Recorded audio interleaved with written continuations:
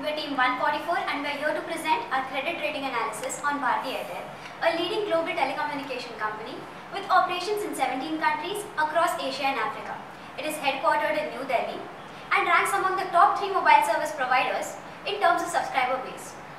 Let us now move on to the credit rating analysis of our team. Let us now have an overview of Bharti Airtel's credit rating analysis. We have a stable outlook for Bharti Airtel being BBB-. Despite the consolidation in the market and competitive rivalry, our expectation for Bharti Airtel is pretty positive because of the business model and the strategic investments. Looking at the shareholding pattern, 67.14% is with the promoter and the promoter group, out of which 50.1% is with the holding company Bharti Telecom. Moving to the industry analysis, this industry comprises of 3 sectors: telecommunication, banking, and media and entertainment. When we have a look at the private and the public operators, we see that the telecommunication industry is in the consolidation phase of 3+1, 3 private companies and 1 public sector. Looking at the subscriber composition, 98.1% comprises of the wireless subscription. The telecom subscriber statistics and tele-density tells us that the industry is slowly declining its growth and it is in the mature stage, but it still has opportunity in the rural market as it has a penetration of 58.45% and the untapped internet market subscriber base and the new technologies like 5G, LTE and dual SIM. Moving on to the media and entertainment segment, the transition from analog to digital has created higher revenue for the broadcasters from subscription.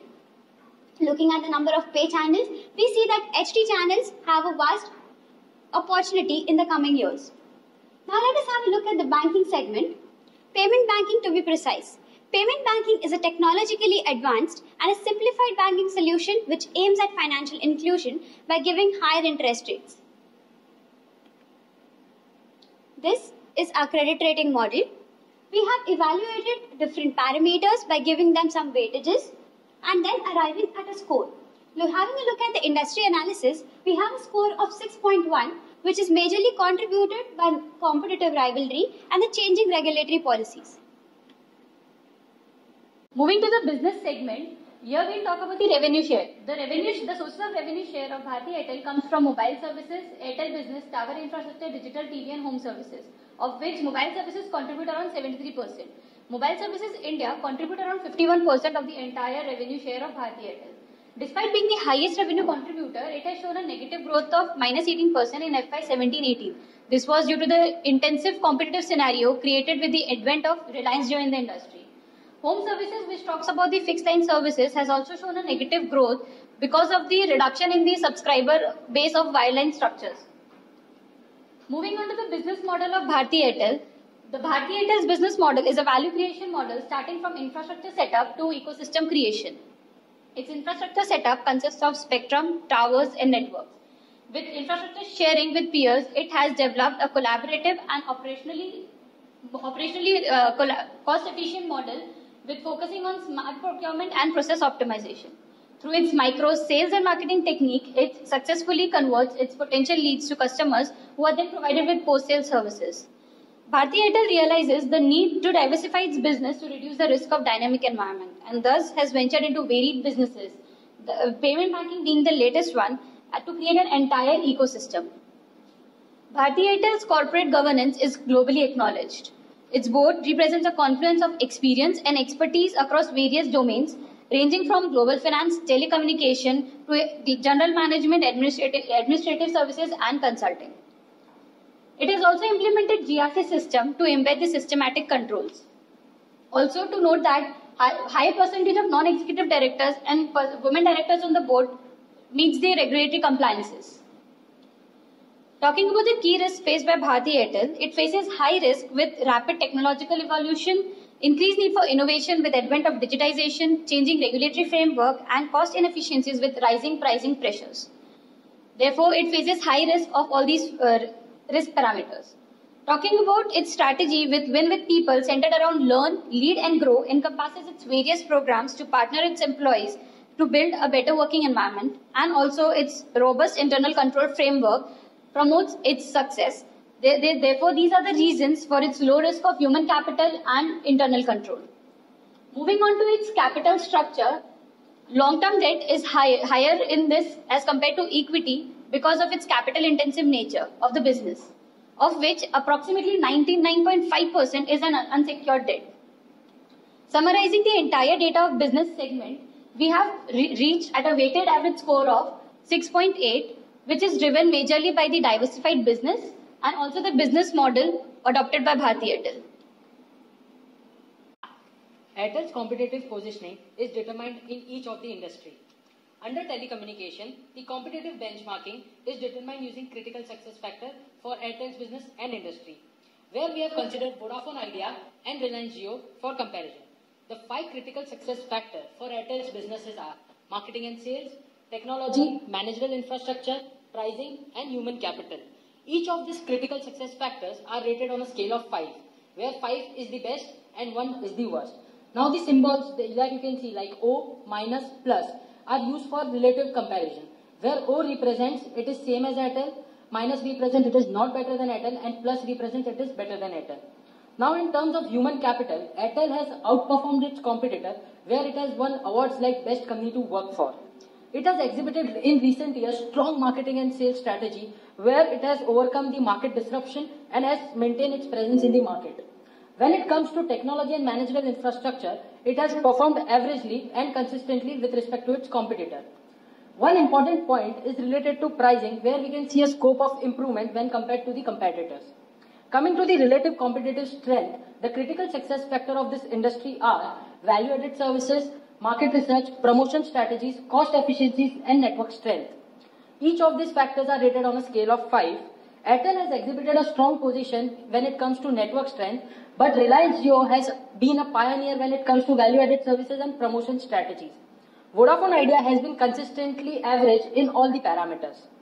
Bharti Airtel has the second largest market share in terms of total subscribers. Now coming to media and entertainment.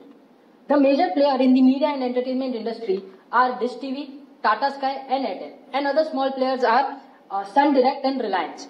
To determine the competitive positioning of Airtel, we have used a competitive positioning chart. In this chart, we have used 2 factors. One is market share and other is value-added services. When we see the Airtel's position in this chart, it clearly indicates that it has an average market share and it has provided better value-added services than Sun Direct and Reliance.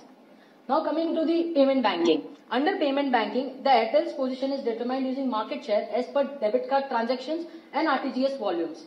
In both the segments, it holds 3rd position. RBI had issued 11 companies licenses for payment banking, out of which Airtel was the first to receive this license. Now, based on all the points we have discussed till now, we have summarized the data which includes SWOT analysis and market share, and we have reached a score of 7.6 for competitive positioning segment. Now we will look into the financial analysis of Bharti Airtel. It has reported a revenue growth of CAGR 1.77% over the last 5 years. It has shown a decrease in operating expense due to the decrease in excess charge and decrease in employee benefit expense, resulting in cost efficiencies. Talking about ARPU of mobile services business, it has shown a decreasing trend because of increasing bargaining power of customers and increase in subscriber base of 8.6%. Whereas the ARPU of home services business has shown a sudden increase in financial year 16, which was due to the change in the internal reporting segment by the group. Talking about the capex of Bharti Airtel, it has grown at a rate of CAGR 8.3 over the last 3 years. This is due to the various business acquisition strategic investment done by the group, and it has resulted in large network tower deployment, which has grown at a rate of CAGR 3%. This is all done to expand its customer base. Now we will look into the segment-wise revenue of Bharti Airtel. Its mobile services business as well as home services business has decreased in the recent years, but the same is supported by its other segment like Airtel services, tower infrastructure and digital TV, thus highlighting the inherent advantage of diversified business portfolio.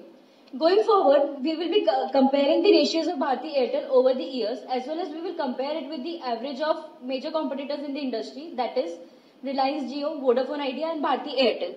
Looking into the liquidity analysis, talking about current ratio, quick ratio and cash ratio, this has shown a consistent trend over the years, whereas the volatility was seen in its average. Whereas the CFO by average current liability has also been more or less stable over the range, which is a plus point for Bharti Airtel. Talking about the CFO by capex, due to the increase in the capex, it has shown a decreasing trend. Now we will talk about the solvency analysis of Bharti Airtel. Its long-term debt to equity and gearing ratio has recently decreased because of the large repayment of long-term debt by the company. It is estimated to further get reduced in financial year 19 because its estimated capex is less than the repayment scheduled in financial year 19, which is a plus point for Bharti Airtel. Talking about debt service coverage ratio and interest coverage ratio, both have shown the decreasing trend. This is because of the decrease in EBIT as well as the increase in the current maturities of borrowing. We will talk about the Altman Z score. It has further declined to 1.58, which increased the likeliness of bankruptcy. Its M score of minus 2.72 represent that there is an unlikeliness of financial statements to be manipulated. Going forward, we will look into the profitability ratios of Bharti Airtel. Its EBITDA margin has recently improved, resulting in cost efficiencies. Its EBIT margin has recently decreased, which can be attributed to the incremental cost of amortization because of newly acquired spectrum. Overall profitability, if it is seen, then after financial year 16, it has decreased because of increase in bargaining power of the customers, changing consumer behavior as well as the pricing pressure. Now, whatever the parameters we have evaluated before, we have rated on the basis of that, and we have arrived at a score of 7.1 out of 10. To arrive at the final graded score of Bharti Airtel, we have assigned different weightage to all the segments discussed before, and as per the weighted average method, we have arrived at a score of 6.9. As per our rating scale, 6.9 represents a rating of BBB minus. BBB minus is an investment grade, and BBB minus rating is in line with the rating given by the various credit rating agencies. These are the sources which we have referred. Thank you. Hello everyone. We hope you liked our video. If this video was very informative, then please like and share our video. Thank you.